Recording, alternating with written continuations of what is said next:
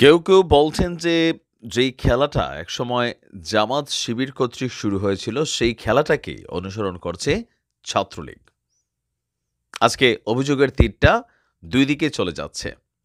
এমনকি মামলার আসামির মধ্যে যারা আছেন, এই রক-কাটাকাটি প্লাস যেই ভাইকে আ হত্যা করা হয়েছে, সেই খেলায় আমরা যদি দেখি আ বাদী হচ্ছেন আমাদের আ যিনি নিহত হয়েছেন নাসির, তার বোন রুমি আক্তার।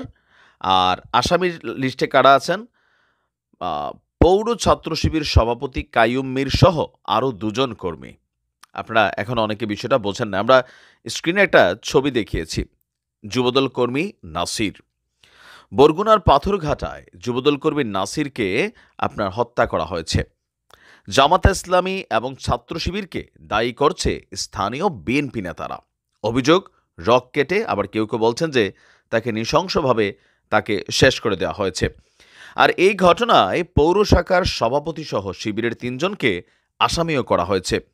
বিএনপির অভিযোগ, হত্যাকাণ্ডের নেপথ্যে শিবির নেতাদের ইন্ধন ছিল, যদিও জামাত এই বিষয়টাকে অস্বীকার করছে এই অভিযোগের ব্যাপারে। যুবদল নেতা নাসিরকে প্রকাশ্যে মানে আ থাকে না চাপাতি-টাপাতি যাই আছে ওগুলা দিয়ে তাকে শেষ করে দিয়েছে। এতে প্রত্যক্ষভাবে অংশ নিয়েছেন হাসান গাজী, রাব্বি শিকদার এবং ইব্রাহিম পাথরঘাটা কলেজ শাখা ছাত্রলীগের সভাপতি নাইমুর রাব্বির ক্যাডার হিসাবে পরিচিত ছিল এমন কয়েকজন। গত ১৮ই অক্টোবর আপনার উপজেলা জামায়াতের সমাবেশে তাদেরকে আবার শিবির কর্মী হিসেবে দেখা গেছে। মানে যেই ছাত্রলীগের যে ছেলেগুলোর নাম বলা হচ্ছে, গত ১৮ই অক্টোবর উপজেলাতে যে জামাতের কর্মী সমাবেশ ছিল, সেখানে তাদেরকে শিবিরের কর্মী হিসেবে সেই প্রোগ্রামে উপস্থিত হিসেবে দেখা গেছে। আমরা দেখেছি কিভাবে শিবিরের কর্মীরা শেখ হাসিনার পতনের আগে আপনার আওয়ামী লীগ সাইজা, মানে যুবলীগ সাইজা, ছাত্রলীগ সাইজা বিভিন্ন ফর্মে ঢুকে গিয়েছিল। এই যে এখন শিবিরের যেই বেশ কয়েকজন যারা বিভিন্ন পদপদবি পেয়েছেন, এদের প্রত্যেকেই কিন্তু ছাত্রলীগের রাজনীতির সাথে জড়িত ছিল।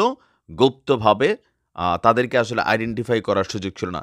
সো এই একই খেলা এখন কিন্তু বিভিন্ন জায়গায় ছাত্রলীগ খেলছে। নাসির হত্যাকে কেন্দ্র করে পাথরঘাটা বিএনপি এবং জামাত অনেকটা মুখোমুখি অবস্থানে আছে। পৌর বিএনপির সদস্য সচিব ইসমাইল শিকদারের অভিযোগ, গত ৫ই আগস্টের পর আত্মগোপনে যাওয়া আওয়ামী লীগ এবং এর অঙ্গ সংগঠনের নেতাকর্মীরা অনেকেই জামাত শিবিরের প্রশ্রয়ে প্রকাশ্যে আসছেন। ভাবা যায় কেমন অস্বাভাবিক ঘটনাগুলো ঘটছে। নিষিদ্ধ ঘোষিত ছাত্রলীগের অনেককে শিবির কর্মী পরিচয়ে পুনর্বাসন করা হচ্ছে।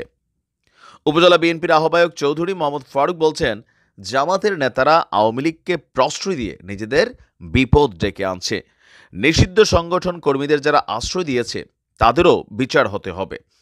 বিএনপির এই অভিযোগ অস্বীকার করেছে উপজেলা জামাত। এ নিয়ে পাথরঘাটা শহরের মুন্সিরহাট বাজারে একটা সংবাদ সম্মেলন করেছেন বরগুনা জেলা জামায়াতের অ্যাসিস্ট্যান্ট সেক্রেটারি শামীম আহমেদ। তিনি বলছেন যে ৫ই আগস্টের পর থেকে পাথরঘাটায় জামাত বিএনপির সুসম্পর্কের মাধ্যমে রাজনীতি করছে।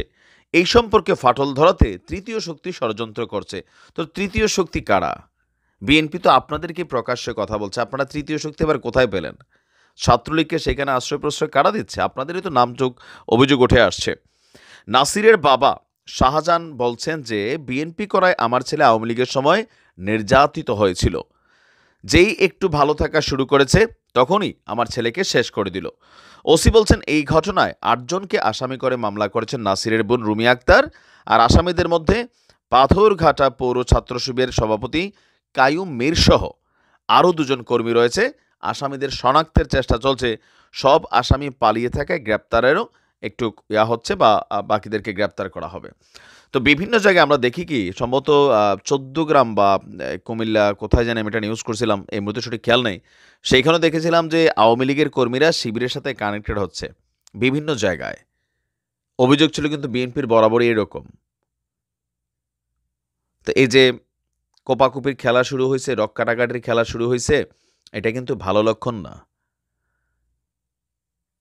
দেখা যাক আসলে কি হয়। ভালো থাকো।